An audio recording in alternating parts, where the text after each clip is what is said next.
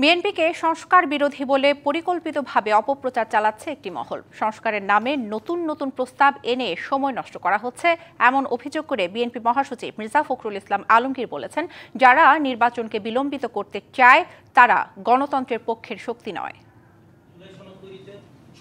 রবিবার সকালে গুলশানে বিএনপি চেয়ারপারসনের রাজনৈতিক কার্যালয়ে রাষ্ট্র সংস্কারে অন্তর্বর্তী সরকারের কার্যক্রম আর নিজ দলের অবস্থান নিয়ে সংবাদ সম্মেলনের আয়োজন করে মির্জা ফখরুল ইসলাম আলমগীর।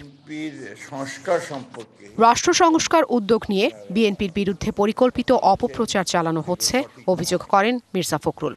বিএনপির কমিটমেন্ট টু রিফর্মস এটা কোশ্চেন করবার কোনো সুযোগ নেই। সেই বিষয়ে আজকে একটা মহল, একটা চক্র ভুল করে মানুষকে ব্যাখ্যা করে দিয়ে বিএনপি সম্পর্কে একটা ভুল ব্যাখ্যা দেওয়া, তার সম্পর্কে আপনার বিরূপ মনোভাব সৃষ্টি করার চেষ্টা, এটাতে লাভ হবে না।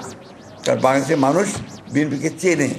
সংস্কারের জন্য নতুন নতুন প্রস্তাব করে সময় নষ্ট করা হচ্ছে বলেও অভিযোগ করেন বিএনপি মহাসচিব। ঐকমত্য কমিশনের আলোচনা অব্যাহত আছে।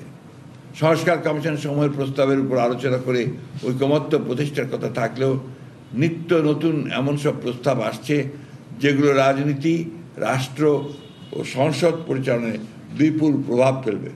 সংবাদ সম্মেলনে সংস্কার নিয়ে আরও কথা বলেন বিএনপির সিনিয়র দুই নেতা। আমরা আশা করি আমরা একটা ঐক্যমতে পৌঁছতে পারবো। আলাপ আলোচনা হচ্ছে, তবে এটা দীর্ঘ আলাপ আলোচনা আমাদের কাম্য নয়। গুরুত্বপূর্ণ পয়েন্টগুলোতে, সাংবিধানিক বিষয়গুলোতে ঐক্যমতে আসা যাবে। আসতে পারলে ভালো, আমরা আশাবাদী। এই রাষ্ট্র তো জনগণের, সিদ্ধান্ত নেওয়ার মালিক তো জনগণ। পিআর পদ্ধতি হলো গোটা নির্বাচন ব্যবস্থাকে বদলে দেওয়া। এই নিয়ে জনগণের সঙ্গে কি কোনো মত বিনিময় হয়েছে আপনার কারো? এ সম্পর্কে জনগণকে কে কিছু অবহিত করেছে? নির্বাচন সংস্কার কমিশনের ২৪৩টি সুপারিশের মধ্যে ১৪১টিতে আংশিকভাবে একমত হয়েছে বিএনপি, আর ৬৪টি ভিন্ন মত রয়েছে বলেও জানান নেতারা। ১৪১টিতে। Afrin Anwar, DBC news, Dhaka.